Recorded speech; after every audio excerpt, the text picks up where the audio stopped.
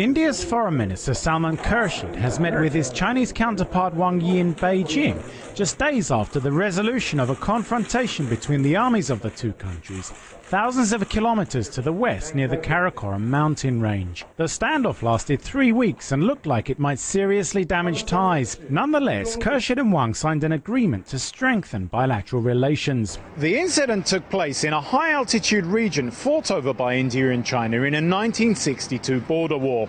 Since then, the two countries have agreed on how to avoid further conflict, but not on a permanent boundary between them, which remains a vaguely defined line of actual control. Reports say Chinese troops set up camp inside Indian territory and only withdrew once the Indians had agreed to demolish a recently built line of defensive bunkers. The two sides need to stick to the terms of the agreement they reached, in particular, not to build military installations near the actual line of control. If one side builds such military installations, that will surely provoke opposition from the other side. While the Chinese government has denied entering Indian territory, Indian leaders have denied making any concessions.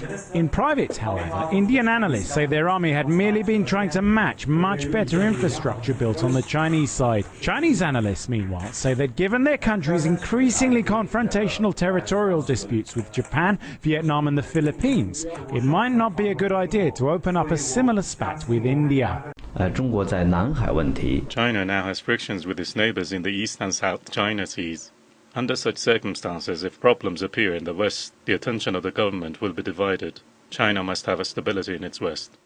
At China's foreign ministry, spokeswoman Hua Chunying declined to give details of the dispute. Last week there was a border incident between China and India. Through joint efforts, the issue has been timely and properly solved, coinciding with the wishes and basic interests of both countries. We also hope that India maintains a constructive attitude and explores cooperation of all aspects, and at the same time will continue to maintain the peace of the border area. Li Keqiang has said India will be the destination of his first overseas visit as Chinese Prime Minister.